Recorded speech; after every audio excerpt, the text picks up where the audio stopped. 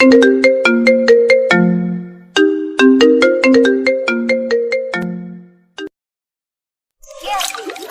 এখানে তুলে এনেছেন কেন? আমি এখন কোথায়? হু আর ইউ? কেউ কথা বলছেন না কেন? আমার চোখের বাঁধন খুলে দিন প্লিজ। এতক্ষণ যে কথা বলছিল সে আমাদের গল্পের নায়িকা রিয়া। ওই চুপ, কোনো কথা বলবি না। তোর সাহস কি করে হয় আমাকে রেখে অন্যজনকে বিয়ে করার? কি আপনি? আর আমাকে এইভাবে বেঁধে রেখেছেন কেন? প্লিজ আমার চোখের বাঁধনটি খুলে দিন। রিয়ার কথার মতো ছেলেটি তার চোখের বাঁধন খুলে দিল। এইবার বলেন কে আপনি? কি বলছো তুমি? আমাকে চিনতে পারছো না? রিয়া ছেলেটির দিকে ভালোভাবে তাকিয়ে দেখে অবাক হয়ে গেল, কারণ ছেলেটি আর অন্য কেউ না, সেটা হচ্ছে সজীব। তাদের বাসার পাশে তার বাসা। তার 1 ক্লাস সিনিয়র, তারা একই কলেজে পড়তো। দেখে পাগল পাগল লাগতো আর কেমন যেন। তো তার বর্ণনা দিই। সে ছিল 6 ফুট লম্বা, ফর্সা, চুলগুলো বড় বড় আর চাপদারি। তাকে দেখে যে কোনো মেয়ে ক্রাশ খাবে। কিন্তু সে এতদিন কোথায় ছিল? আজ রিয়ার বিয়ে, সেটাও কিভাবে জানলো? সেটাও রিয়া বুঝতেছে না। আপাতত এটুকু জানলে হবে। চলেন এখন গল্পতে ফিরি। আপনি? আর আমাকে এভাবে তুলে এনেছেন কেন? তোর সাহস কি করে হয় বিয়ে করার? কেন? আমি বিয়ে করতে পারবো না। আমি যেই ছেলেকে ভালোবাসি তার সাথে আমার বিয়ে হচ্ছে। এতে আপনার সমস্যা কোথায়? না, তার সাথে তোর কখনো বিয়ে হবে না। তোকে শুধু আমি ভালোবাসি, আর এটাই আমার সমস্যা, বুঝেছিস? কি বলছেন এসব? আজ আমার বিয়ে আর আপনি এখন এ কথা বলছেন? আর আপনি তো একটা পাগল। আমি কখনোই আপনাকে ভালোবাসতে পারবো না। আসলে আমাকে পাগল বলার একটা কাহিনী আছে, সেটা পরে শুনলেই চলবে। কি আমি পাগল?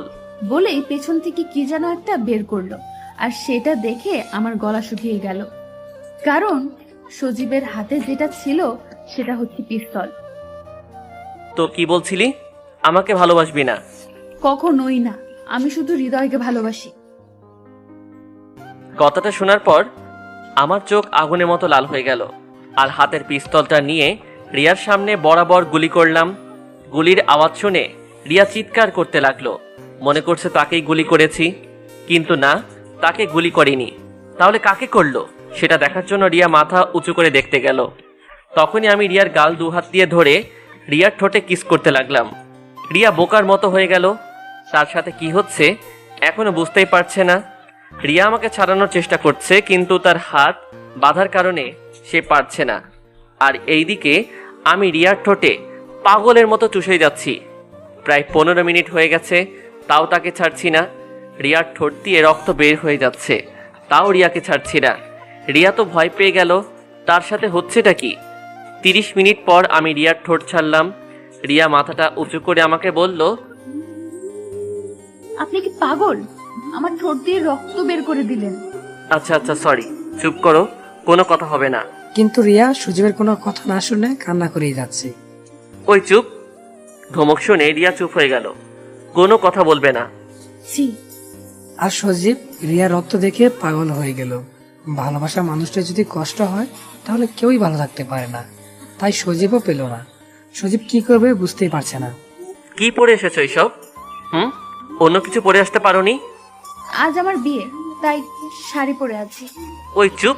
আর একবার যদি বিয়ের কথা মুখে শুনি খুন করে ফেলবো। আমার কথা শুনে ভয় পেয়ে আর কিছু বলল না। আমি রিয়ার ঠোঁটের দিকে এগিয়ে গেলাম। ওই কি করছেন আপনি? বললাম না কোনো কথা বলবে না। রিয়া কিছু বলল না, কারণ সে জানে রিয়ার কোনো কথাই সে শুনবে না। তবে সজীবের গোষ্ঠী মনে মনে উদ্ধার করে দিচ্ছে। সজীব আর কোনো উপায় না পেয়ে তার শার্ট দিয়ে রিয়ার ঠোঁটে লেগে থাকা রক্ত সব মুছে ফেলল। রিয়া তো সজীবের কাণ্ড দেখে অবাক হয়ে আছে। রিয়া বলল, আচ্ছা, এইবার তো আমাকে ছেড়ে দিন। আমার বিয়ের সময় হয়ে যাচ্ছে। মা বাবাও আমাকে খুঁজছে। সেটা তো আর কখনো হবে না। মানে? মানে হচ্ছে আমি ছাড়া অন্য কারোর সাথে বিয়ে হবে না তোমার। বললেই হলো নাকি? আমি যেটা বলবো সেটাই হবে। প্লিজ আমাকে ছেড়ে দিন। আমার বিয়ের সময় পেরিয়ে যাচ্ছে। রিয়া মুখে বলছে কিন্তু মনে মনে অনেক খুশি, কারণ সে হৃদয়কে বিয়ে করতে চাচ্ছে না। বিয়েটা কার সাথে করবে? কেন? আমার বরের সাথে। কিন্তু সে তো নেই। নেই মানে? আমি তাকে উগান্ডায় পাঠিয়ে দিয়েছি। হোয়াট? তাকে আমি দেশের বাইরে পাঠিয়ে দিয়েছি, আর এমন কাজ করেছি যাতে সে আর দেশে আসতে না পারে। তাহলে এখন আমার কি হবে? বলেই রিয়া নেকা কান্না করতে লাগলো, কিন্তু মনে মনে অনেক খুশি হয়েছে। সেটা তো সজীবকে বুঝতে দেওয়া যাবে না। আচ্ছা, আমরা এখন কোথায়? বিশাল এক জঙ্গলের মধ্যে। কি? আমার অনেক ভয় লাগে জঙ্গল। আরে পাগলি, ভয় পাচ্ছ কেন? আমি তো আছি। সেটাই তো বেশি ভয়। কি বললে? না না, কিছু না। আমার অনেক খিদে লেগেছে, আমাকে খেতে দিন কিছু প্লিজ। এই জঙ্গলের মধ্যে খাবার কোথায় পাবো? সেটা আমাকে নিয়ে আসার সময় মনে ছিল না? আচ্ছা, ফল আছে, খাবে? তাড়াতাড়ি নিয়ে আসেন। বলেই আমি বাইরে চলে আসলাম, আর বাহিরে আসতেই বন্ধুদের সাথে দেখা। কিরে, কোথায় যাচ্ছিস? এই তো একটু বাজারে যেতে হবে। তো তোরা কেমন আছিস? ভালোই, তোকে তো এখন দেখাই যায় না। কোথায় থাকিস? কোথায় আবার থাকবো, বাসায়। আমি কি বলছি, তুই পুকুরে থাকিস? আচ্ছা বাদ দে সব, পরে কথা হবে। Okay bye. তারপর ওদেরকে বিদায় দিয়ে ফল কেনার জন্য সোজা বাজারে চলে গেলাম। আর এইদিকে রিয়া ভাবছে সে আজ কোন বিপদে পড়েছে। অন্য কোথাও হলে সে এতক্ষণ পালিয়ে যেত, কিন্তু এই জঙ্গলের জন্য যাবে না, কারণ রিয়া ছোটকাল থেকে জঙ্গল ভয় পায়। এইসব কথা ভাবতে ভাবতে দেখলো গুন্ডাটা চলে এসেছে। এই নাও। আমার তো হাত পা বাঁধা, কিভাবে খাবো? আমি কিভাবে বলবো? আচ্ছা, আমার হাতের বাঁধন খুলে দেন। কখনো না। আজব তো, তাহলে আমি কিভাবে খাবো? আচ্ছা, আমি খাইয়ে দিচ্ছি। অনেক ক্ষুধা লেগেছে, তাই কিছু বললাম না। দেন। কিন্তু কিছুক্ষণের মধ্যেই রিয়ার ক্ষুধা মিটে গেল সেই গুন্ডাটার কাণ্ড দেখে, কারণ সে তার ঠোঁটে করে আপেল নিয়ে রিয়ার বরাবর আসতেছিল। ওই ওই থামেন, আমি খাবো না। কেন? আমার খিদে নেই। ও আচ্ছা, ঠিক আছে, আমি একাই খাই। বলেই গুন্ডাটা আমার সামনে থেকে খেতে লাগে। কি যে করি, খিদেও লেগেছে অনেক। আর গুন্ডাটা যেভাবে দিতে চাচ্ছে সেটা আমি মরে গেলেও খাবো না। আর এদিকে সজীব খেয়ে রিয়ার থেকে একটু দূরে বসলো। রুমের মধ্যে মোমবাতির আলো জ্বলার কারণে ঠিকভাবে দেখতে পাচ্ছে না গুন্ডাটা কোথায়। কিছুক্ষণ পরে ক্ষুধার জ্বালায় থাকতে না পেরে রিয়া, ওই হ্যালো মিস্টার, কোথায় আপনি? আজব তো, কোথায় গেল? অন্ধকার রুমে আমার ভয় করছে। হ্যালো, আমার কথা কি শুনতে পাচ্ছেন? তো কেউ কথা বলছে না। রিয়া এবার ভয় পেয়ে কান্না করতে লাগলো। রিয়ার কান্না শুনে পাশের রুম থেকে সজীব দৌড়ে তার কাছে আসলো। কি হয়েছে পাগলি, তুমি কান্না করছো কেন? কান্না করছি কেন সেটা জানেন না? ও, তোমার ক্ষুধা লেগেছে, তাই তো? হুম, দিব, তবে সেই আগের ভাবেই। ক্ষুধার জ্বালায় আর কিছু বললাম না। দেন। আমি তো মহা খুশি। তারপরে দেখলাম গুন্ডাটা তার মুখে একটা আপেল নিয়ে আমার কাছে এগিয়ে আসলো। ক্ষুধা লাগার কারণে আমিও কিছু বললাম না। ও একেবারেই আমার ঠোঁটের বরাবর চলে এসেছে। আর উপায় না পেয়ে আমি তার ঠোঁটের কাছে গিয়ে আমার ঠোঁট দিয়ে আপেলটাকে কামড় দিলাম। আপেলটা কামড় দেওয়ার সময় আমার ঠোঁটের সাথে ওনার ঠোঁট লেগে গেল। এভাবেই 4টা আপেল খেলাম। পৃথিবীতে এইভাবে কেউ আপেল খেয়েছে কিনা সেটা আমি জানি না, তবে আজ আমি এই গুন্ডার কাছ থেকে শিখলাম। থ্যাঙ্কস। কেন? এমন একটা স্পেশাল মুহূর্ত দেওয়ার জন্য। শালা লুচ্চা, একটা মেয়েকে পেয়ে সুযোগের সদ্ব্যবহার করে নিলি। কিছু কি বললে? কই কিছু না তো। আচ্ছা তুমি বসো, আমি ফ্রেশ হয়ে আসি। ফ্রেশ হবেন মানে? ও সরি, তোমাকে মিথ্যে বলেছি। আমরা এখন আমার বাসায় আছি, কোনো জঙ্গলে নেই। কি? আমার সাথে এত বড় মিথ্যা কথা বলেছেন? আগে জানলে আমি তখনই পালিয়ে যেতাম। সেই জন্যই তো তোমাকে বলি নাই বেবি। What baby? মানে বাবুর আম্মু। কে বাবুর আম্মু? আমার সামনে যে বসে আছে, তবে এখনো হয়নি, তবে আজই হয়ে যাবে। মানে? মানে আজ আমাদের বিয়ে। কি? এই বিয়ে আমি কখনোই মেনে নিব না।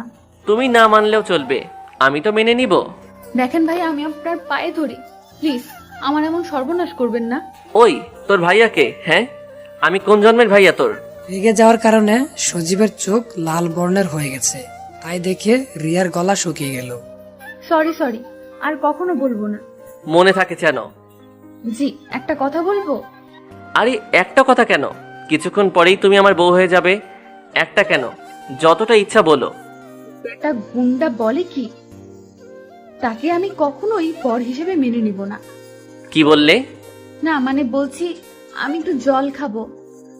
আচ্ছা বসো, আমি এখনই নিয়ে আসছি। আমি তো বসেই আছি, উঠে তো দাঁড়াতে পারবো না, যেভাবে আমাকে বেঁধে রেখেছেন। তুমি পালিয়ে যাবে বলেই তো বেঁধে রেখেছি। আচ্ছা এবার খুলে দেন, আমি পালাবো না। সত্যি তো? হুম। তারপরে আমি রিয়ার বাঁধন খুলে দিলাম। বাঁচলাম। বেটা আমাকে যেভাবে বেঁধে রেখেছিল মনে হচ্ছে আমি কোনো চোর।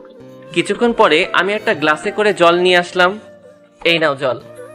তারপরে রিয়া জল খেতে লাগলো। জল এখনো খাওয়া হয়নি। হঠাৎ করে ওই বেটা আমাকে কিস করতে লাগলো। আমার মুখে জল থাকার কারণে কোনো কথাও বলতে পারলাম না, কিন্তু ওই বেটা আমার ঠোঁট কামড়িয়ে ধরে আছে। আল্লাহ গো, আমি কোন বিপদে পড়লাম। প্রায় 10 মিনিট পর আমাকে ছেড়ে দিল। ওই, আপনি কি মানুষ না অন্য কিছু? কেন? আমাকে দেখে কি মনে হয়? আপনাকে দেখে আস্তে একটা লুচু মনে হয়।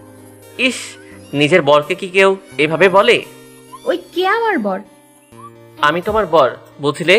আর তার সার্টিফিকেটটা কিছুক্ষণ পরে পেয়ে যাব। কোনো জন্মেও পাবেন না। সেটা কিছুক্ষণ পরে বুঝতে পারবে। এই তো, এই সুযোগে ওই বেটা যখন বাথরুমে ঢুকবে তখন আমি পালিয়ে যাব। কি, পালিয়ে যাওয়ার চিন্তা করছো নাকি? না না, তা করবো কেন?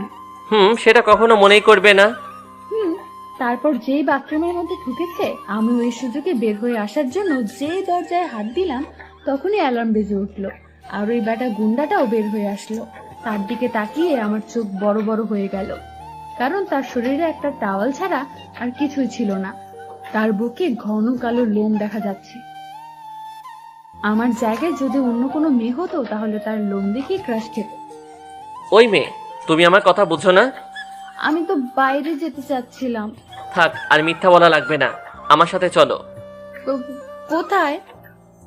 বাথরুমে। কেন? কারণ তুমি আবার পালিয়ে যাবে তাই।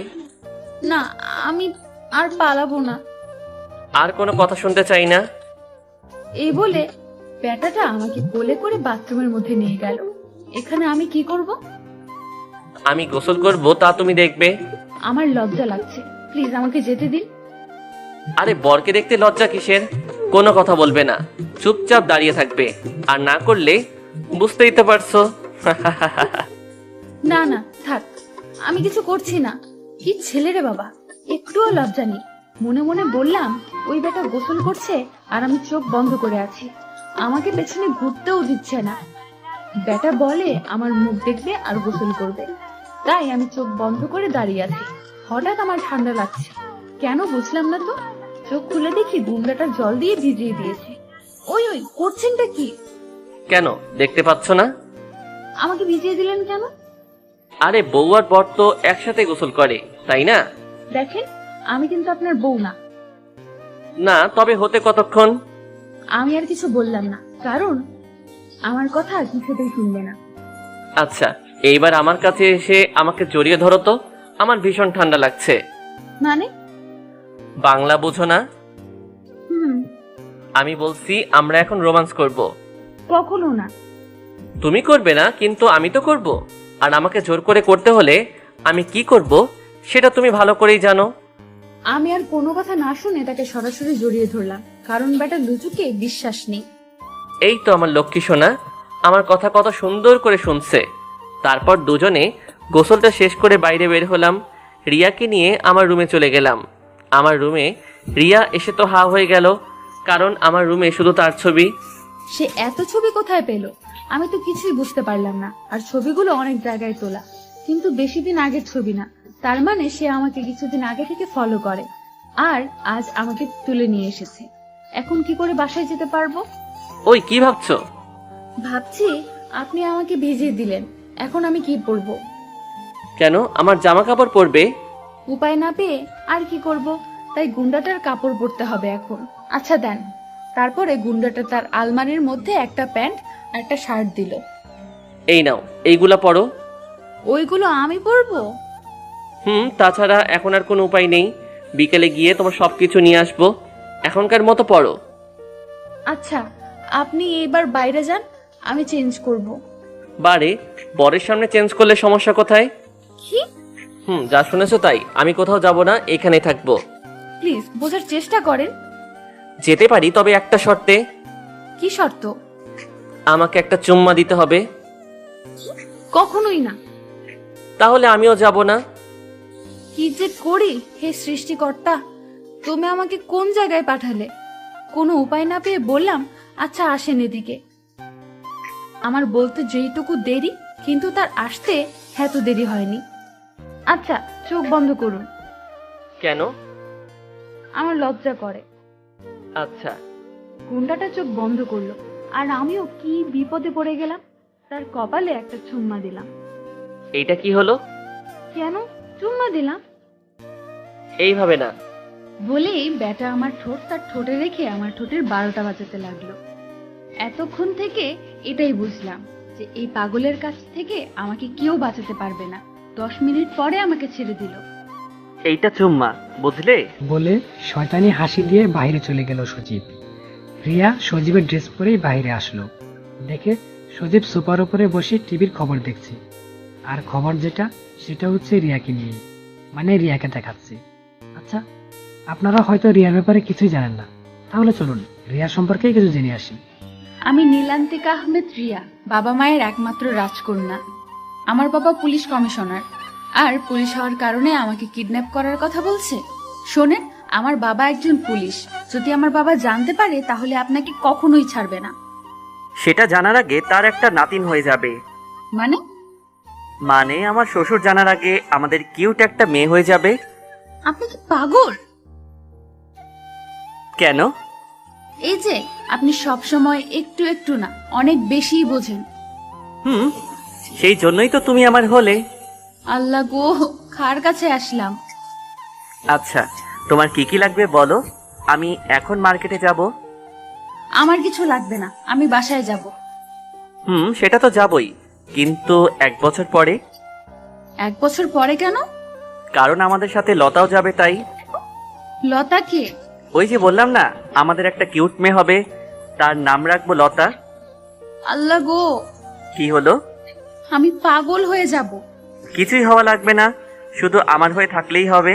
আচ্ছা আপনি বাইরে যান তো, আমি একটু একা থাকবো। আচ্ছা, তবে পালিয়ে যাওয়ার চেষ্টা করবে না। যান এইবার আপনি। পরে গুন্ডাটা চলে গেল, আর আমি অন্য কোনো চিন্তা না করে বাসার মধ্যে ঘুরতে লাগলাম। এত বড় বাড়ি রাতে তুলে এনেছিল, তাই কিছুই বুঝতে পারিনি, কিন্তু এখন বুঝতে পারছি। এভাবে 2 ঘন্টা ধরে বাসার মধ্যে ঘুরতে লাগলাম। সন্ধ্যা হয়ে গেল, কিন্তু গুন্ডাটা এখনো আসছে না কেন? ভয় লাগছে আমার। হঠাৎ কারেন্ট চলে গেল, আমি তো ভয়ে শেষ। এখন অন্ধকারে কিভাবে থাকবো? আর কিছু না ভেবে লাগালাম চিৎকার। চিৎকার করে কান্না করতে লাগলাম। তখন শুনতে পেলাম বাইরে থেকে কে যেন দরজা খুলছে। আমি দৌড় দিয়ে তার কাছে গিয়ে তাকে জড়িয়ে ধরে কান্না করেই যাচ্ছি। এই রিয়া, রিয়া, কি হয়েছে তোমার? কান্না করছো কেন?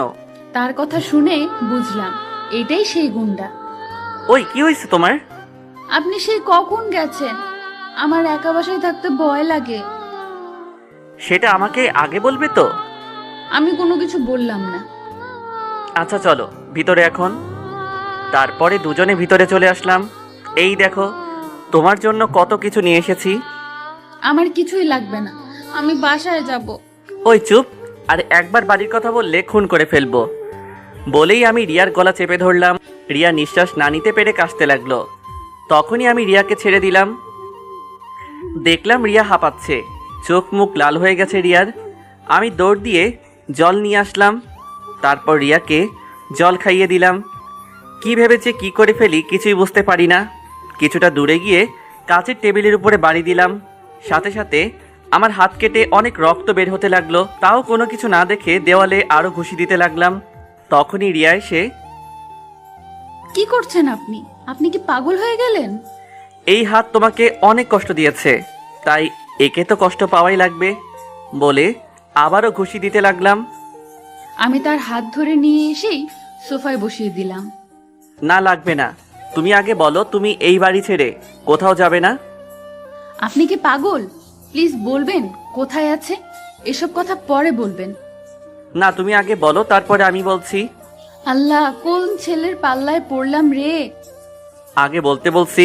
আচ্ছা, আমি কোথাও যাব না, এবার বলেন। সত্যি তো? সত্যি সত্যি সত্যি, 3 সত্যি। আচ্ছা, এইবার আমাকে জড়িয়ে ধরো। কি? আমি পারবো না। তাহলে আমিও বলবো না। গুন্ডাটার রক্ত বের হয়েই যাচ্ছে, কিন্তু তাই নিয়ে তার কোনো মাথা ব্যথা নেই। আমিও আর কিছু না বলে তাকে জড়িয়ে ধরলাম। আচ্ছা, এবার তো বলেন। আমার রুমে টেবিলের উপরে রাখা আছে। রিয়া আর কোনো কথা না শুনে সজীবের রুমে দৌড়ে চলে গেল। রিয়া রুমে গিয়ে ড্রেসিং নিয়ে এসে সজীবের হাতে ব্যান্ডেজ করে দিল। আমার না অনেক ভালো লাগছে। ভালো লাগছে মানে? এই যে আমার হাত না কাটলে তো তুমি এইভাবে আমার যত্ন নিতে না। আপনি কি সত্যিই পাগল? শুধু তোমার জন্য।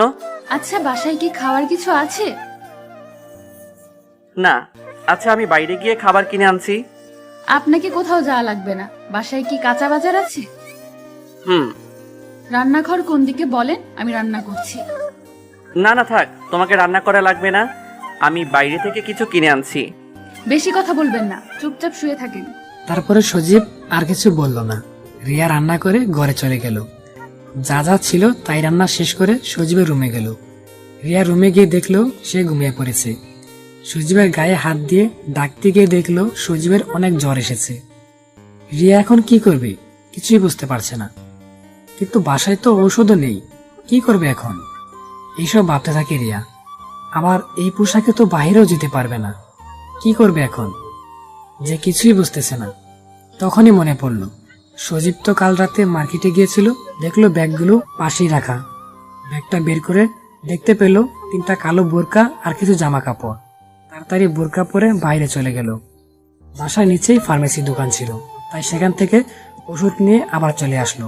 তখন রিয়ার একটা কথা মনে পড়ছিল। গুন্ডাটাকে একা রেখে কোথাও যাওয়া যাবে না। একদিনই তার উপরে কেমন যেন মায়া জমে গেছে। ওষুধ নিয়ে তার কাছে আসলাম। ওই ওঠেন, এবার কিছু খেয়ে ওষুধ খেয়ে নিন। কিন্তু সজীবের কোনো শব্দ পেল না। রিয়া কিছুটা ভয় পেয়ে তার মাথায় হাত দিয়ে ডাকতে লাগলো। কিছুক্ষণ পরে সে চোখ খুলল। কিছু খেয়ে নিন। সজীব ঘুম থেকে উঠে খেতে গিয়েও খেতে পারলো না, কারণ তার হাতে তো ব্যান্ডেজ করা। রিয়া সেটা বুঝতে পেরে তাকে খাওয়ানোর জন্য তার মুখের সামনে খাবার নিয়ে গেল। নিন, খেয়ে নিন। বিশ্বাস করো রিয়া, তোমাকে অনেক ভালোবাসি। তুমি কোথাও যেও না আমাকে ছেড়ে, তাহলে আমি মরেই যাব। আচ্ছা, আমি কোথাও যাচ্ছি না, এখন খেয়ে নিন। তারপরে সজীব আর কিছু বলল না। খাওয়া শেষ করে তাকে ওষুধ খাইয়ে দিল। ওষুধ খেয়ে ঘুমিয়ে পড়ল সে। বুঝলাম না, এই মানুষটা এমন কেন? কিভাবে একজনকে এত ভালোবাসতে পারে? দেখলাম যে ঘুমিয়ে গেছে। হঠাৎ তার বিছানার পাশে একটা ডায়েরি দেখলাম। সেটা হাতে নিয়ে পাশে বসে পড়তে লাগলাম। ডায়েরির প্রথম পৃষ্ঠাতে আমার নাম দেওয়া, তাই পড়ার ইচ্ছাটা একটু বেশিই কাজ করছে, তাই পড়তে লাগলাম। আমি সজীব সেন, লেখাপড়া শেষ করে বর্তমানে ঘুরে বেড়াই। বাবা মা আছে, কিন্তু তাদের ভালোবাসা কখনো পাইনি। তারা দেশের বাইরেই থাকে সব সময়। আমার দেশে থাকতে ভালো লাগে, তাই এইখানেই থাকি। তেমন কোনো ভালো বন্ধু নেই, যারা আছে তারা শুধু আমার টাকা আছে বলেই আছে। একা একা থাকতে থাকতে এখন আর খারাপ লাগে না। কিন্তু হঠাৎ একদিনে একটা মেয়েকে রাস্তায় একজন বৃদ্ধাকে সাহায্য করতে দেখি। তাকে সবার থেকে একটু আলাদা মনে হয়, তাই তার সম্পর্কে জানার জন্য খোঁজ নিলাম। খোঁজ নিয়ে জানতে পারলাম তার নাম রিয়া, আমার পাশের গলিতেই থাকে। আস্তে আস্তে তাকে ভালো লাগতে শুরু করে, আর ভালো লাগা থেকে কবে যে ভালোবেসে ফেলেছি সেটা বুঝতেই পারি নাই। তাই তাকে ভালোবাসার কথাটা বলার জন্য তার কাছে যাই, কিন্তু সেই অন্য একটা ছেলেকে ভালোবাসতো। তার সাথে সুখে থাকবে বলে আমি না বলা ভালোবাসার কথা আমার মনের মধ্যেই রাখলাম। কিন্তু একদিন জানতে পারলাম সেই ছেলেটা প্লে বয়। তখন আমার রিয়ার কথা ভেবে অনেক কষ্ট পেলাম। তখনই আমি রিয়াকে ফোন দিলাম আর তার সাথে কথা বললাম যে তার বফ একটা খারাপ ছেলে। কিন্তু রিয়া সেটা না শুনে আমাকে অনেক অপমান করে, তাই আমি তার ফোনে তার বফের ছবি দিয়ে সিমটা বন্ধ করে রেখেছিলাম। তার মানে এই সেই ছেলে যার জন্য আমি একটা খারাপ ছেলের হাত থেকে বেঁচে গিয়েছিলাম। এই ছেলেকে কত খুঁজেছি, কিন্তু কোথাও পাইনি। এইসব কথা বলে রিয়া আবার পড়তে লাগলো। এইভাবেই চলছিল আমার জীবন। একদিন একটা মার্কেটের পাশ দিয়ে যাচ্ছিলাম, হঠাৎ একটা নীল শাড়ি দেখে দাঁড়িয়ে পড়লাম, কারণ যে নীল শাড়িটা কিনছিল সেটা রিয়া ছিল। কিন্তু সে না কিনে চলে গেল। পরে আমি ভিতরে গিয়ে জানলাম যে সেই শাড়িটা তারা অন্য কাস্টমারের কাছে বিক্রি করে দিয়েছে। আমি তাকে অনেক বুঝিয়ে নিয়ে আসলাম, কিন্তু ততক্ষণে রিয়া চলে গিয়েছিল। নীল শাড়ির সাথে নীল কাচের চুড়িও কিনেছিলাম, যদি কখনো তার সাথে দেখা হয় তখন তাকে দিয়ে দিব, কিন্তু সেটা আর হলো না।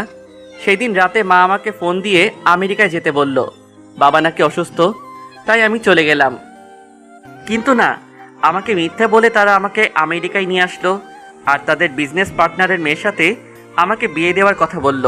কিন্তু আমি না করে দেই এবং বলি আমি একটা মেয়েকে ভালোবাসি।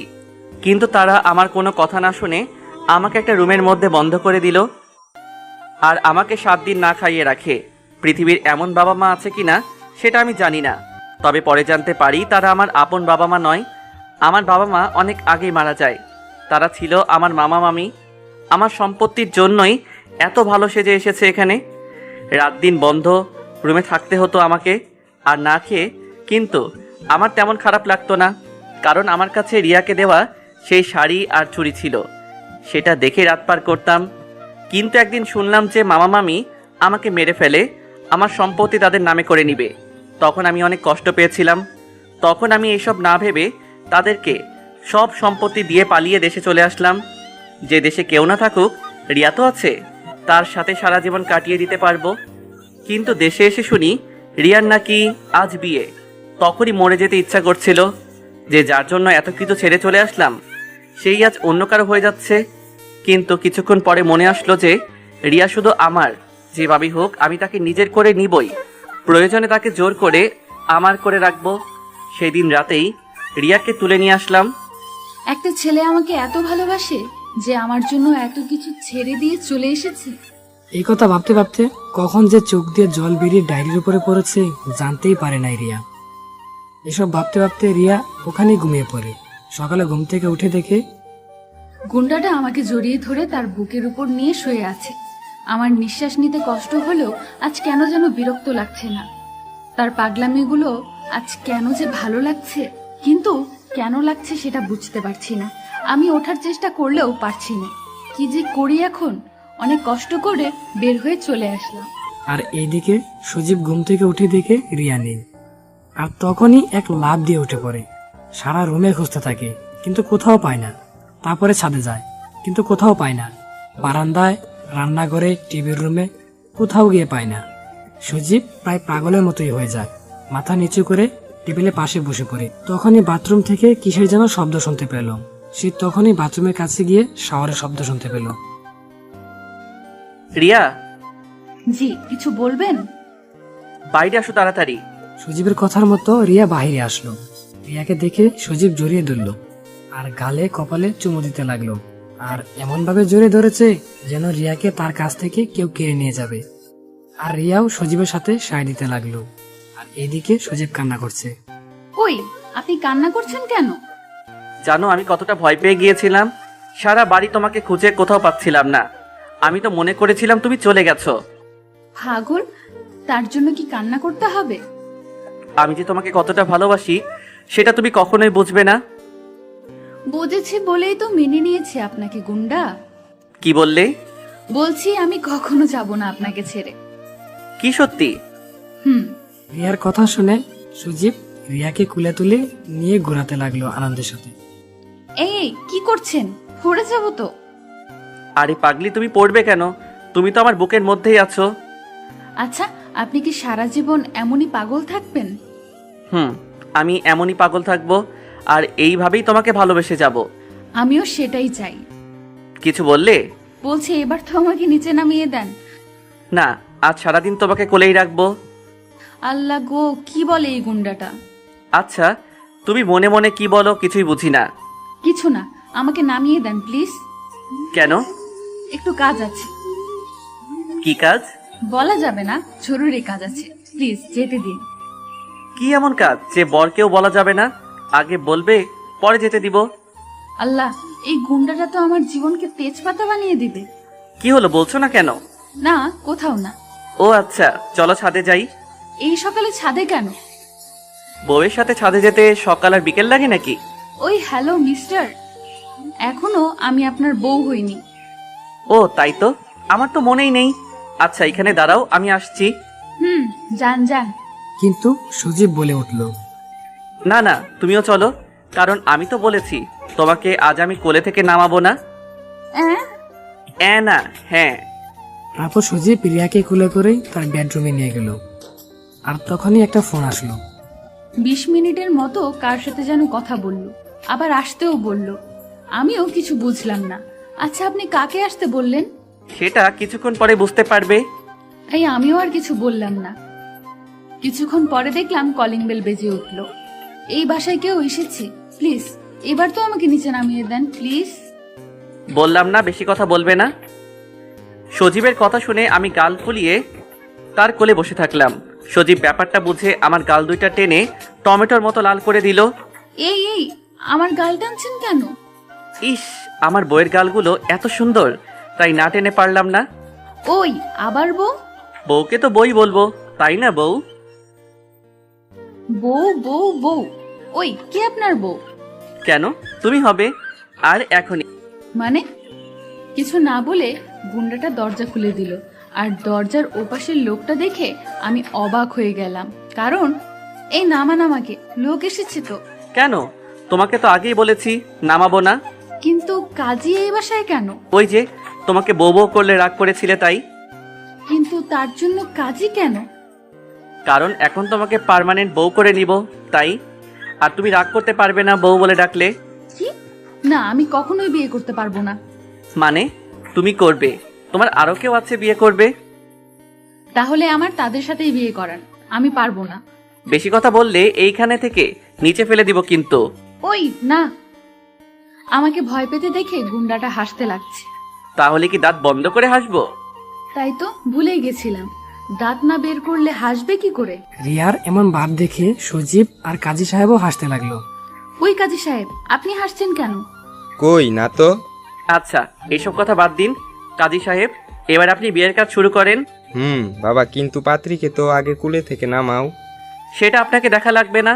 আপনি বিয়ে পড়াবেন নাকি সেটা বলেন। কাজী যেহেতু হয়েছি, বিয়ে তো এখন পড়াতেই হবে। কাজীর কথা শুনে রিয়ার কোথাও না তাকিয়ে সজীবের বুক বরাবর তার মুখ ডেকে রাখলো। সজীব আর কিছু বলল না, পাশের সোফায় বসে পড়ল। আর রিয়া এখনো তার কুলেই আছে। আচ্ছা বাবা, তোমার বাবা মার নাম বলো। আর মামুনি, তোমার বাবা মার নাম বলো। তারপরে আমরা আমাদের বাবা মার নাম বললাম। আচ্ছা বাবা, এইবার বলো কবুল। কবুল কবুল কবুল। আলহামদুলিল্লাহ। এইবার মামুনি বলো। আবুল আবুল আবুল। মামুনি, এমন বলতে হয় না। না, আমি বিয়ে করব না। কেন মামুনি? এই লোকটা ভালো না, পচা। ওই কি বললে? আর একবার বলো। না, কিছু না। কবুল কবুল কবুল। আলহামদুলিল্লাহ। এই তো লক্ষ্মী বউ আমার। শালা লুচ্চা বেটা, বিয়ে করেই বউ বউ করা শুরু করে দিয়েছে। ওই কি বললে? না না, কিছু না। আপনি তো আমার একমাত্র বর, আপনাকে কি আমি কিছু বলতে পারি? রিয়ার এমন কাণ্ড দেখে সজীবের সব রাগ গলে গেল। আর রিয়া তো এটার জন্য এমনটা করেছিল। কিন্তু বেটা আমার চালাকি ধরে ফেলে। বেটা কাজের সামনে আমাকে কিস করতে লাগে। নাউজুবিল্লাহ, এ কোন যুগ আসলো রে বাবা! এখন তো মুরব্বি মানে না। কাজের কথা শুনে আমি তো লজ্জায় আর তার দিকে তাকাতে পারলাম না। দেখলাম সজীব মানিব্যাগ থেকে টাকা বের করে কাজী সাহেবকে দিল আর তাকে এখান থেকে যেতে বলল হাতের ইশারায়। কাজীও বিনা টিকিটে সিনেমা না দেখে চলে গেল। কাজী চলে যাওয়ার পরে আমি জোর করে তাকে ছাড়িয়ে নেব ভাবলাম। ওই মিয়া, আপনার কি লজ্জা শরম বলতে কিছুই নেই? বউয়ের সামনে আবার কিসের লজ্জা? তাই বলে কাজীর সামনে এমন করতে হবে? কেন, কাজী সাহেব কি বিয়ে করার সময় এমন করে নাই? সেটা আমি কি করে জানবো? আচ্ছা, এসব কথা বাদ দিবে, চলো। কোথায়? কোথায় মানে? বাসর ঘরে। কি বাসর মানে? বাসর মানে বুঝো না? বিয়ে করলাম, এখন তুমি আমার বউ, তাই বাসর করতে হবে। দিনের বেলায় কি বাসর হয় নাকি? বিয়ে এখন করলাম তাই বাসরও এখন। তাই বলে দিনে? উফ, এত কথা বলো কেন? বলেই আমি রিয়াকে বেডরুমের মধ্যে নিয়ে গেলাম, কিন্তু রিয়াকে নামাচ্ছি না। এটা দেখে রিয়া হাসতে লাগলো। আপনি তো আমাকে নামাতেই পারবেন না, তাহলে বাসর করবেন কি করে? কিন্তু রিয়ার হাসি বেশিক্ষণ থাকলো না, কারণ তার আগে রিয়া ঠোঁট বন্ধ করে দিয়েছে সজীবের ঠোঁট দিয়ে। সজীব রিয়ার ঠোঁট চুষেই যাচ্ছে, আর রিয়া তো তাকে ছাড়ানোর চেষ্টা করছে। কিন্তু একটা মেয়ে একটা ছেলের সাথে কিভাবে বেড়ে উঠবে? আর বেড়ে ওঠারও কথা না। তাই আমি আর জোর না করে গুন্ডাটা যা করতে চাচ্ছে তাই করতে থাকুক। আমিও মাঝে মাঝে সায় দিই। কিন্তু এখনো ওর ছাড়ার নাম নেই। কি যে করি, তাই কোনো উপায় না পেয়ে তার ঠোঁটে হালকা কামড় দিলাম, আর তাকে কামড় দেওয়ার সাথে সাথে আমার ঠোঁট ছেড়ে দিল। কি হলো এটা? কই, কামড় দিলে কেন? তো কি করব? এইভাবে কি কেউ কিস করে? তো কিভাবে করে? অল্প একটু করে, তা না হলে তো দম বন্ধ হয়ে যেয়ে মরে যাব। আচ্ছা, তোমাকে কয় মিনিট ধরে কিস করছি জানো? 10 মিনিট? না, 45 মিনিট ধরে। এত মিনিট কিস করেও আমি বেঁচে আছি কি করে? মানে? আমি তো টিভির মধ্যে দেখি গুন্ডারা কোনো মেয়েকে 10 মিনিট কিস করতে গেলে সে মেয়ে মরেই যায়। কি আমি গুন্ডা? তা নয় তো কি, এভাবে একটা অবলা মেয়েকে পেয়ে তাকে কিভাবে কিস করছেন? ইস, কি আমার অবলা রে। তোমার বর থাকতে তুমি এই কথা বলবে কেন? আমার বরটাও তো আমাকে মেরে ফেলতে চাচ্ছে। কিভাবে মেরে ফেলতে চাচ্ছি শুনি? এই যে কিস করে। আল্লাহ, কিস করলে কেউ কি মরে যায়? আচ্ছা সরি, আর করব না। দেখলাম অন্যদিকে মুখ ফিরিয়ে নিল, কিন্তু আমার কোল থেকে নামলো না। একটা কথা বলবো? সজীব কোনো কথা বলছে না। কি হলো, কথা বলছেন না কেন? তাও কোনো কথা নেই। আচ্ছা বাবা, সরি। এইবার তো আমার কথাটা শোনেন। কি কথা বলো? আমার দিকে তাকান। না, এইভাবে বলো। তা না হলে বলবো না। আচ্ছা, এইবার বলো। কিন্তু আমি এবার চুপ করে থাকলাম। কি হলো বলো। আগে চোখ বন্ধ করেন। না, তুমি আগে বলো। না, আপনি আগে চোখ বন্ধ করেন, তারপর বলবো। আচ্ছা, এই বলে আমি চোখ বন্ধ করলাম, আর সাথে সাথে রিয়া আমার ঠোঁটে কিস করতে লাগলো। আমি তো অবাক হয়ে রিয়ার দিকে তাকিয়ে আছি, কিছুই বুঝছি না আমার সাথে কি হলো এখন। আর রিয়া তো আমার কাজ করে যাচ্ছে। প্রায় 15 মিনিট পরে ছেড়ে দিল। এইটা কি হলো? কেন বোঝেন না? সব তো আমার মাথার উপর দিয়ে গেল। আচ্ছা থাক, কিছু বোঝা লাগবে না। তবে এটা জেনে রাখেন, আমিও পারি। ইস, তাই নাকি? তবে এটা দারুণ ছিল। কোনটা? এই যে এত সুন্দর মিষ্টিটা। লজ্জা লাগে না বুঝি আমার? বলে আমার বুকের মধ্যে মুখ লুকালো। ইস, আমার বউটার তো দেখি অনেক লজ্জা। সেটা তো হবে, সব মেয়েদের লজ্জা থাকে। তাই নাকি? জানতাম না তো। আপনি এসব জানবেন কি করে? আপনি তো শুধু... আমি শুধু কি? না না, কিছু না। আমি শুধু ঠোঁট তোমার চিনি, তাই তো? হ্যাঁ, এই বেটা ভূত নাকি? আমার মনের কথা কিভাবে জানলো? কিছু বললে? না। ও আচ্ছা। এভাবেই তাদের দিনটা পার হলো। পরের দিন সকালে রিয়া ঘুম থেকে উঠে বলল, আচ্ছা, অনেকদিন তো বাসায় যায়নি, আর তারাও আমাকে খুঁজে বেড়াচ্ছে, তাই আজ তাদের কাছ থেকে ঘুরে আসি আর তাদের এই কথাটা বলি। না, তোমাকে যাওয়া লাগবে না, তুমি আর আসবে না। আরে পাগল, আসবো না কেন? আপনি তো আমার বর, আর বরের কাছ থেকে কি কেউ দূরে থাকে? সত্যি আসবে তো? বাবা, আসবো। আচ্ছা, সাবধানে যাও, আমিও বের হব এখন। রিয়া তার বাবার বাসার দিকে যেতে লাগলো। এইদিকে আমি অফিসে যাওয়ার জন্য রেডি হয়ে বের হলাম। ওহ, আমি একটা প্রাইভেট কোম্পানিতে চাকরি পেয়েছি, 1 মাস হলো। আর নতুন অফিসে নতুন কলিগদের জন্য মিষ্টি নিয়ে গেলাম। আরে ভাইয়া, মিষ্টি কেন? বিয়ের মিষ্টি। কার বিয়ে? আমার বিয়ের। কি আপনার বিয়ে মানে? আপনি কবে বিয়ে করছেন? আগামীকাল। আমাদের কাউকে দাওয়াত দিলেন না? সরি, আসলে বিয়েটা হঠাৎ করে হয়ে গেছে। তবে আপনাদের সবাইকে অন্য একদিন দাওয়াত করে বাসায় নিয়ে যাব। আচ্ছা। বলে সবাই সবার কাজে মনোযোগ দিল। সুজীবও কাজ করতে লাগলো। কিছুক্ষণ পরে রিয়ার কাছে ফোন দিল, কিন্তু রিয়া ফোন তুলল না। মনে করলো যে সে হয়তো বিজি আছে, তাই ধরছে না। এদিকে সজীব কাজ করতে করতে আর রিয়ার কথা মনে পড়লো না।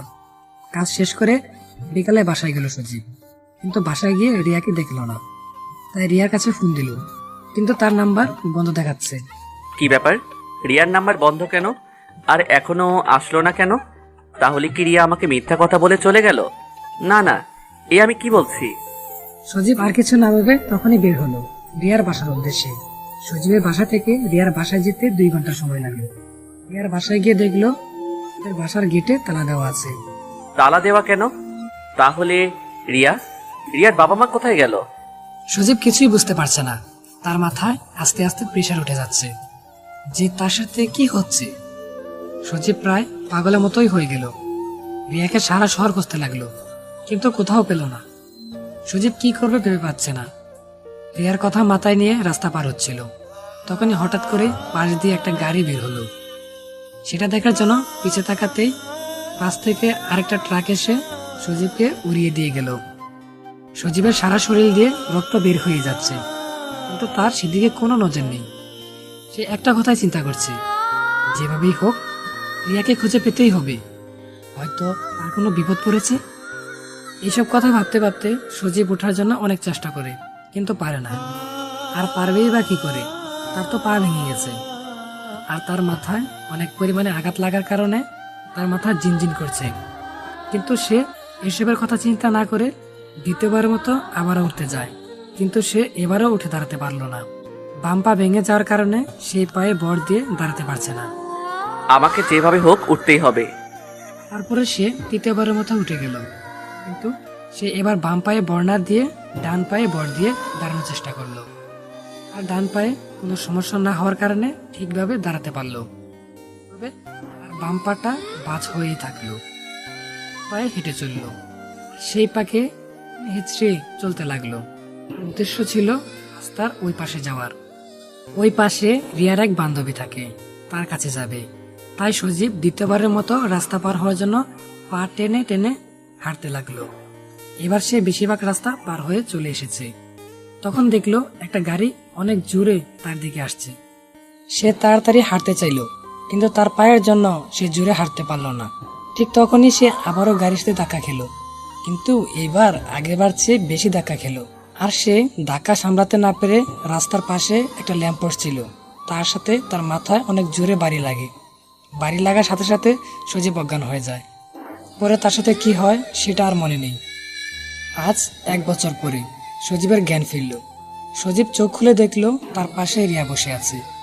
সজীব রিয়াকে দেখে সাথে সাথে শোয়া থেকে উঠতে লাগলো, কিন্তু তার শরীরে বল না থাকার কারণে সে উঠতে পারল না।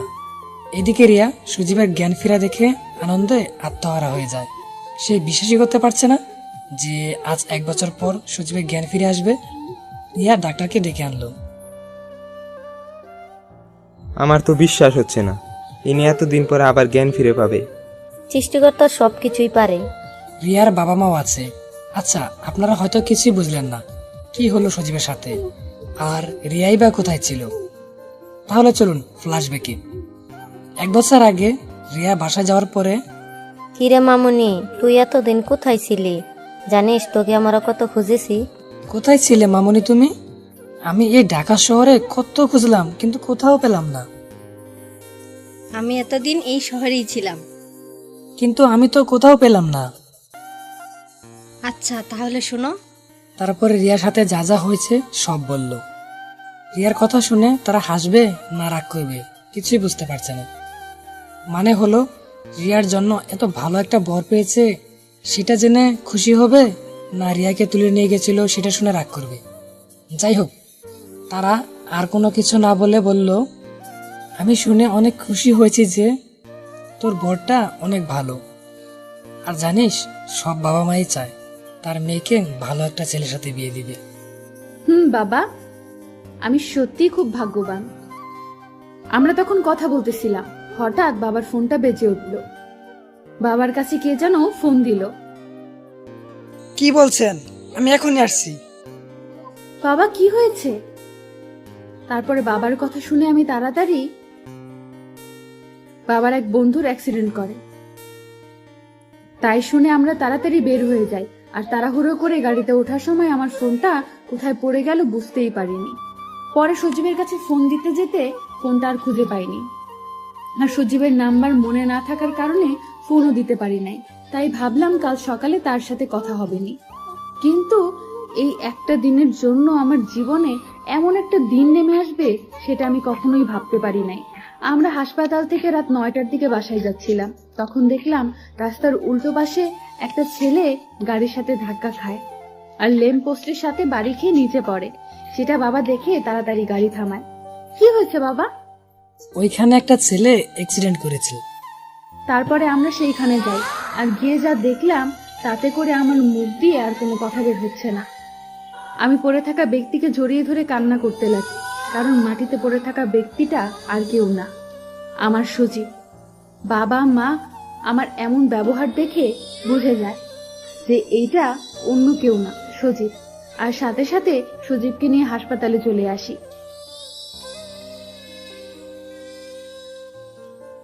তারপরে ডাক্তার তাকে নিয়ে গেল। কান্না করিস না মা, সবকিছু ঠিক হয়ে যাবে। আমার জন্য ওর এমন হয়েছে। তোমার জন্য মানে? আমি যদি তাকে আগে থেকেই ফোন দিয়ে বলে রাখতাম তাহলে আজ এমন কিছুই হতো না। দেখ মা, সৃষ্টিকর্তা হয়তো এমন কিছু চেয়েছেন, তাই হয়েছে। তুই চিন্তা করিস না, সৃষ্টিকর্তার উপরে ভরসা রাখ, দেখবি তিনি সব কিছু ঠিক করে দিবেন।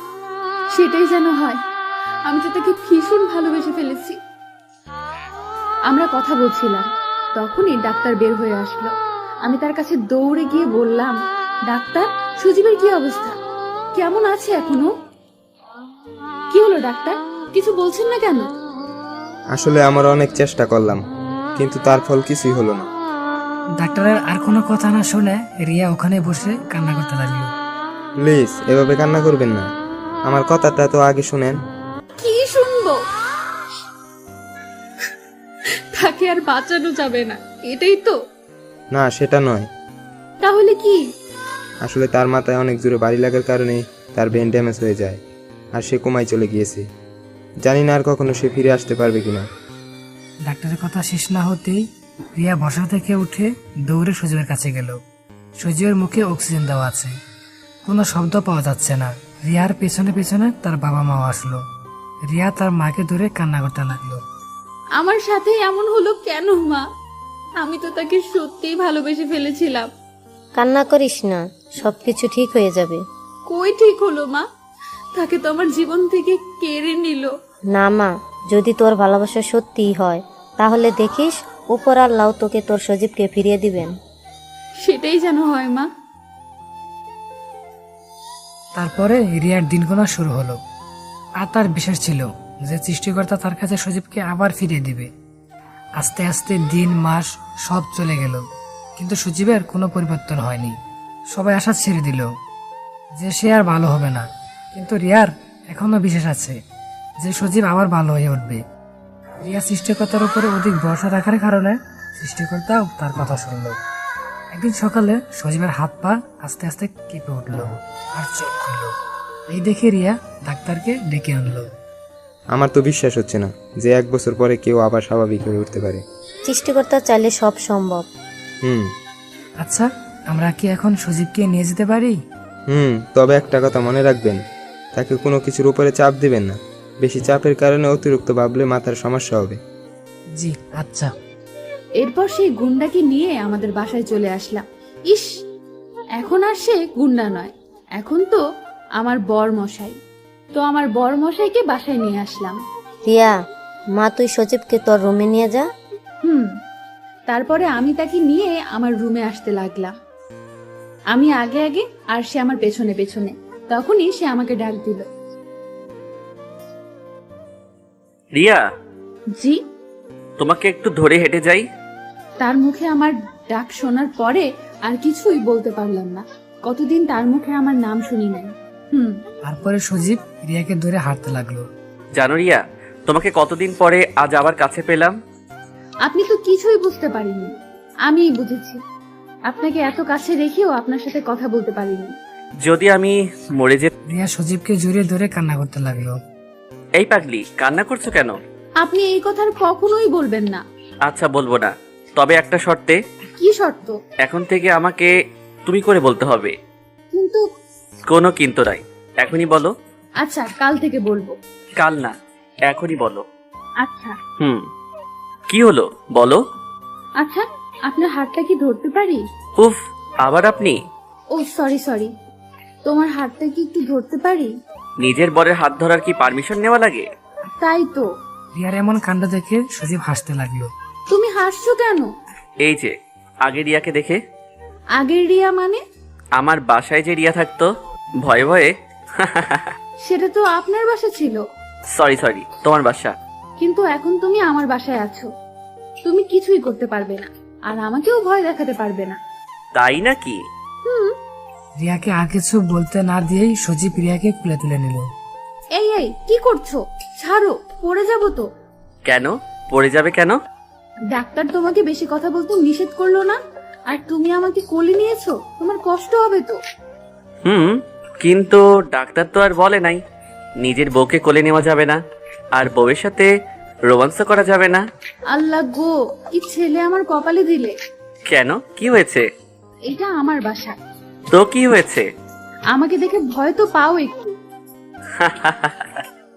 আবার হাসছো? হাসবো না তো কি করব? আচ্ছা প্লিজ, তুমি আর বেশি কথা বলো না। আচ্ছা কথা বলবো না, কিন্তু মুখে বলা বাদে অন্য কিছু করব। অন্য কিছু মানে? আচ্ছা তোমার রুম কোথায়? এখনো তো পৌঁছালাম না। ওই যে, এটাই আমার রুম। আচ্ছা ভিতরে চলো। হুম। বাবা এত সুন্দর রুম। কেন, তোমার পছন্দ হয়নি? তবে একটা জিনিস বাদে। কি সেটা? তুমি। মানে? মানে এত সুন্দর রুমে তোমাকে দেখতে পেতনির মতো লাগছে। কি বললে? আচ্ছা তোমার নীল শাড়ি আছে? কিন্তু কেন? আচ্ছা এখনই বের করো। আচ্ছা। বলে রিয়া নীল শাড়ি বের করে আনলো। নাও। আচ্ছা দাঁড়াও, দরজা আগে বন্ধ করে আসি। এবার তো বলো, কি করবে শাড়ি দিয়ে? আচ্ছা এবার তুমি সবকিছু খুলে ফেলো। খুলে ফেলবো মানে? খুলে ফেলবে মানে এখন আমি তোমাকে শাড়ি পরাবো তাই? কি? কখনোই না। ও বুঝেছি, আগের সজীবের রূপ ধারণ করতে হবে। আর আগের সজীব হলে তোমাকে কি করবে সেটা ভালোই বুঝতে পারছো। না না, থাক, খুলছি। তারপরে রিয়া সবকিছু খুলে ফেললো, আর সজীব বেচারা রিয়ার দিকে হা করে তাকিয়ে রইল। কি মিস্টার, এভাবে হা করে থাকবেন নাকি শাড়িটা পরিয়ে দিবেন? ও হ্যাঁ দিচ্ছি। তারপরে সজীব রিয়াকে শাড়ি পরাতে লাগলো। শাড়ি পরা প্রায় শেষ, শুধু রিয়ার নাভির নিচে কুচিটা গুঁজে দিল, আর হালকা স্বাভাবিকভাবেই রিয়ার নাভিতে একটা চুম্মা দিল। কিন্তু সজীব তো আর জানতো না যে রিয়া আর স্বাভাবিক নেই। রিয়ার ভেতরে একটা জ্বর বয়ে চলছে। রিয়ার সাথে সাথে সজীবের চুল চেপে ধরে সজীবের মাথাটা তার নাভি বরাবর চেপে ধরলো। এবার সজীবও পাগল হয়ে গেল রিয়া ছোঁয়া পেয়ে। এবার দুজনকেই ধরে পাগলের মতো কিস করতে লাগলো। আর কিছুক্ষণ পরে তারা ভালোবাসার রাজ্যে হাবুডুবু খেতে চলে গেল। সকালবেলা পাখির কিচিমিচির সাথে যোগ হয়েছে রিয়ার মার ডাকাডাকি। রিয়া এবার বিরক্ত হয়ে বলল, কি হয়েছে মা, ডাকছো কেন? কিছু হয়নি, তাড়াতাড়ি বাহিরে আয়। আচ্ছা তুমি যাও, আমি আসতেছি।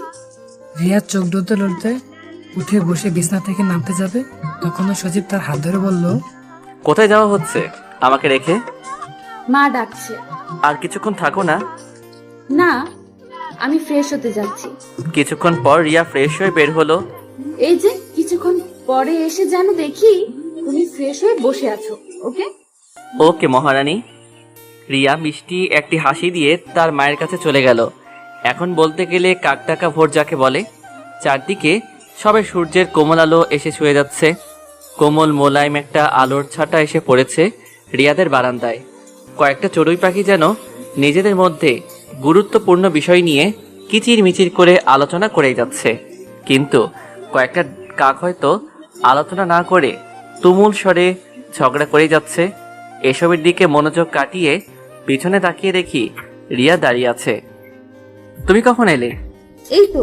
কি করছিল আমার বর্মশাই? এই তো তুমি বিহীন একা সূর্যের মায়া ভরা এই অপরূপ আলো দেখছিলাম মহারানী। ও মা, গুন্ডাটা এসব বলে কি? এই কি বললে? কিছু না। এই, তুমি এখনো ফ্রেশ হও নাই? তাড়াতাড়ি ফ্রেশ হয়ে আসো। তারপর আমি ফ্রেশ হয়ে সবাই মিলে নাস্তা সেরে বসে আছি। তখনই রিয়ার মা, হ্যাঁ মা ভালো। আচ্ছা বাবা, তুমি কি কোথাও যাবে নাকি? হ্যাঁ মা, একটু বাইরে থেকে ঘুরে আসতে মন চাইছে আর কি। তাহলে সাবধানে যেও বাবা। তারপর বাইরে বের হতে যাব, তখনই রিয়া ডাক দিল। কোথায় যাচ্ছো? ডেটিং এ যাচ্ছি গো। ভাবতে কেমন যেন লাগছে। ডেটিং এ যাচ্ছ মানে? ডেটিংয়ে যাচ্ছি মানে ডেটিংয়ে যাচ্ছি। তুই আমাকে রেখে এখন আরেক মেয়ের সাথে ডেটিং এ যাচ্ছিস? দাঁড়া, তোর ডেটিং ছুটাচ্ছি। আরে জান, তুমি রাগ করো কেন? রাগ করবো না? তুই আরেক মেয়ের সাথে ডেটিং করবি আর আমি রাগ করবো না? মনে হয় এখন বোমা ফাটবে। আরে জান, তোমার সাথে আমি মজা করছিলাম। মজা করছিলে না? দাঁড়াও, তোমার মজা করা বের করছি। তুমি কি চাও আমি আগের সজীবকে জাগিয়ে তুলি? তখনই ফোনটা আমার বেজে উঠলো। দেখ দেখ, মনে হয় ফোন দিয়েছে, ফোনটা ধর। আরে রিয়া, আমি তোমার সাথে মজা করছিলাম। এখন মজা না, ফোন ধর, না হলে বাড়ি দিলাম। ফোন ধর বলছি। আচ্ছা ধরছি। তাও বাড়ি দিও না বউ, হাতের বাড়ি খেলে মান সম্মান ধুলাই বৃষ্টি অন্ধকার হয়ে যাবে। কি রে, তুই এখনো ফোন ধরস নাই কেন? তুই কি চাস আমি তোকে বাড়ি দিই? দাঁড়াও ধরছি। হ্যালো, দেখেন আপনি রং নাম্বারে ফোন দিচ্ছেন। ওই ভালোভাবে কথা বল। হ্যালো আপু, আপনি কোথায় ফোন দিয়েছেন? এই তুমি আমাকে আপু বলছো কেন? আর আজ না আমাদের ডেটিং এ যাওয়ার কথা। এই আপনি কে? আর আমি কখন আপনাকে বললাম ডেটিং এ যাওয়ার কথা? জানেন আমার বউ আছে। বাবু, কেন আমার সাথে দুষ্টুমি করছো? দেখো রিয়া, মেয়েটা মিথ্যা বলছে, আমি কিছু জানি না। তুই যদি না জানতি তাহলে বললি কেন ডেটিং এ যাবি? আমি তো মজা করে বলছি। কি হলো বাবু, তুমি কার সাথে কথা বলছো? এই সেরি, কে তোর বাবু? হ্যাঁ, এই তুমি কি আমার উপর রাগ করেছো? তুমি জানো আমি না আজকে তোমার পছন্দ করা নীল শাড়ি পরে আসবো ভেবেছি। কি মাইন্ড কাচ্ছি ভাই, ফাইসা গেছি। মজা কর, আরো মজা কর। সজীব তুই গেলি, এখন রিয়ার দিকে তাকিয়ে দেখি রিয়ার রাগে ঘন ঘন করছে। তোর অন্য মেয়ের সাথে ডেটিং করা আজকে বের করছি, দাঁড়া। একথা বলেই রিয়া আমার কলার ধরে টানতে টানতে বাসার ভিতরে নিয়ে গেল। তারপর থেকে শুরু হলো স্বামীর ওপর বউয়ের অত্যাচার। কেমন লাগে ডেটিং করতে? ও মা গো, বাঁচাও গো, আমার ভুল হয়েছে। সত্যি বলছি, আমি তোমার সাথে মজা করছি। তখনই একটা মেয়ে আসলো আর বলল, কেমন লাগলো দুলাভাই? কেমন লাগলো মানে? মিথ্যা বলে লাভ নাই, সবই সত্যি দেখেছি। তার মানে তুমি সবই দেখেছো? হুম। মান সম্মান মনে হয় সব শেষ হয়ে গেল। কিছু বললেন দুলাভাই? তোমার বোনকে বলো না আমার ভুল হয়ে গিয়েছে। আমাকে আর যে আসলে দুলাভাই, এটা রিয়ার প্ল্যান করে করা, এখানে আমার কিছু করার নেই। এই, তুই যা তো এখন এখান থেকে। মেয়েটি যা বললো তা কি সত্য? সব সত্য।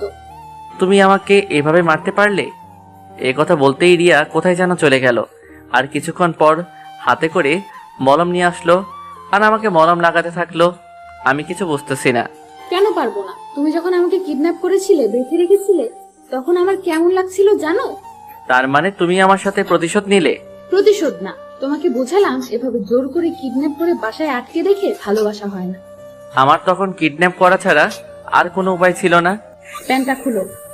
প্যান্ট খুলবো? কি বললো এসব? প্যান্টটা খুলতে বলছি, খুলো। প্যান্ট করে কি করবে শুনি? আমি কি আমার বাবুটাকে কষ্ট দিতে পারি? তাই একটু মলম লাগিয়ে দিব। না থাক, লাগবে না। কেন লাগবে না? অবশ্যই লাগবে। আমার ব্যথা নেই। তুমি বললেই হলো ব্যথা নাই? আমি জানি না তোমার কতটা ব্যথা করছে। এ কি মোর জ্বালা, কি আর করা। তারপর মলম লাগাতে লাগলো। এতক্ষণ মেরে টেরে এখন মলম লাগানি হচ্ছে। এই আস্তে ব্যথা লাগে তো। একটু ব্যথা তো লাগবে, কোনো টেনশন নেই, এখন সব ঠিক হয়ে যাবে। এইভাবেই মলম লাগাতে লাগাতে চলে গেল একটি বছর। রিয়া, রিয়া, আমার ব্লেজারটা কোথায়? রিয়া ড্রয়িং রুম থেকে চেঁচিয়ে বলল, বেডে। আমার ফোন কোথায়? টেবিলে। আমার ওয়াচ কোথায়? টেবিলে। আমার পারফিউম কোথায়? টেবিলে। এবার সজীব রেগে গেল। টেবিলের সামনে দাঁড়িয়ে কোমরে দু হাত রেখে দাঁতে দাঁত চেপে বলল, আমার জেল কোথায়? টেবিলে। এবার আর নিজেকে আটকাতে পারল না, রুম থেকে বেরিয়ে গেল। এই মেয়ে কি বুঝে না যে কেন সজীব তাকে ডাকছে, নাকি বুঝেও না বুঝার ভান করছে। সজীব ড্রয়িং রুমে এসে দেখলো রিয়া সোফায় বসে খুব মনোযোগ সহকারে টিভি দেখছে, তাও আবার জবা। সজীব রেগে রিয়ার কাছে গিয়ে রিয়াকে আচমকা খুলে তুলে নিয়ে নিজের রুমে এসে দরজা লক করে দিল। এটা কি হলো? তুমি আমাকে এভাবে নিয়ে আসলে কেন? যারা ভালো কথায় বোঝে না তাদের আঙুল বাঁকা করে বোঝাতে হয়। রিয়াকে কুল থেকে নামাতে নামাতে বলল সজীব। মানে কি? দেখছিলে না আমি কাজ করছিলাম? হ্যাঁ দেখেছি তুমি কি কাজ করছিলে। এখন একটা ভালো কাজ করো। কি ভালো কাজ? ভ্রুকুচকে বলল রিয়া। আমাকে অফিসে 8 ঘন্টা থাকার এনার্জি দাও। ও হ্যালো, আমি এখন কোনো এনার্জি দিতে পারবো না, জানতো? গুন্ডা, তার নাকি আবার এনার্জি লাগবে। সরুন, আমার জবা শেষ হয়ে যাচ্ছে। বলে রিয়া সজীবকে সরিয়ে রুম থেকে বেরোনোর জন্য দরজা অব্দি গেল, কিন্তু বাইরে যেতে পারল না। তার আগেই সজীব রিয়ার হাত ধরে তাকে দেয়ালের সাথে মিশিয়ে নিল। তুমি দিতে পারবে না তো কি হয়েছে, আমি তো নিতেই পারি। বলেই রিয়াকে আর কিছু বলার সুযোগ না দিয়ে রিয়ার ঠোঁটে চেপে ধরল। রিয়াও আর বাধা দিল না, ভেসে যেতে লাগলো ভালোবাসার সাগরে। আজ সজীবের জন্য অনেক বড় একটা সারপ্রাইজ অপেক্ষা করছে, কারণ আজ রিয়া সজীবের কানে কানে বলবে, গুন্ডা সাহেব, আপনি বাবা হতে চলেছেন। গল্পটা কেমন হলো বলতে ভুলবেন না কিন্তু। আমাদের চ্যানেলের সবসময় ভিডিওগুলো দেখার জন্য আশা করি চ্যানেলের পাশে থাকবেন। আর হ্যাঁ, বেশি বেশি আমাদের চ্যানেলের গল্প দেখবেন আর শেয়ার করে বন্ধুদের দেখার সুযোগ করে দিবেন। ধন্যবাদ।